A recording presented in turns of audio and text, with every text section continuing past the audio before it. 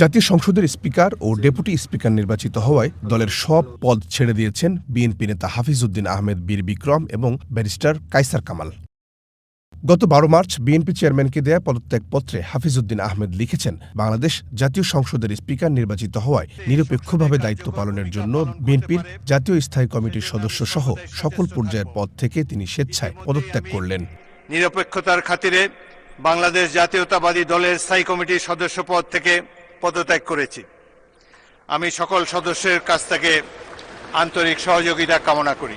একইভাবে ব্যারিস্টার কায়সার কামাল তার পদত্যাগপত্রে লিখেছেন, জাতীয় সংসদের ডেপুটি স্পিকার নির্বাচিত হওয়ায় নিরপেক্ষভাবে দায়িত্ব পালনের জন্য বিএনপির জাতীয় নির্বাহী কমিটির সম্পাদক সহ সকল পর্যায়ের পদ থেকে তিনি স্বেচ্ছায় পদত্যাগ করলেন।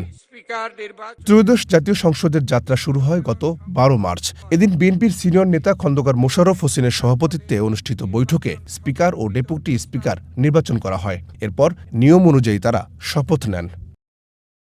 স্পিকারের চেয়ারে বসে হাফিজ উদ্দিন আহমেদ জানান, তিনি নিরপেক্ষভাবে দায়িত্ব পালনের জন্য দলের স্থায়ী কমিটির পদ ছেড়ে দিয়েছেন। এ সময় নতুন স্পিকার ও ডেপুটি স্পিকারকে নিরপেক্ষ থেকে দায়িত্ব পালনের আহ্বান জানিয়ে সংসদ নেতা ও প্রধানমন্ত্রী তারেক রহমান বলেন, আজ থেকে আপনারা আর কোনো দলের নন।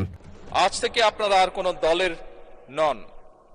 এই মহান জাতীয় সংসদের স্পিকার, আজ থেকে এই মহান সংসদের নির্বাচিত প্রত্যেক সদস্য আপনাদের চোখে সমান।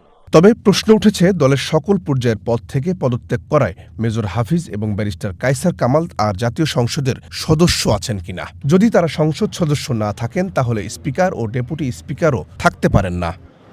সংবিধানের ৭০ অনুচ্ছেদ অনুযায়ী দুটি কারণে সংসদ সদস্য পদ বাতিল হতে পারে। প্রথমত, যে দল থেকে তিনি নির্বাচিত হয়েছেন সেই দল থেকে পদত্যাগ করলে অথবা সংসদে নিজ দলের বিপক্ষে ভোট দিলে। পদত্যাগপত্রে স্থায়ী কমিটি এবং নির্বাহী কমিটির পদ ছাড়ার কথা বলা হলে দলের সাধারণ সদস্য পদ থাকার কথা। সেক্ষেত্রে তাদের সংসদ সদস্য পদ বাতিল হবে না, কিন্তু তারা দুজনই বিএনপির সকল পর্যায়ের পদ থেকে স্বেচ্ছায় পদত্যাগের কথা লিখেছেন।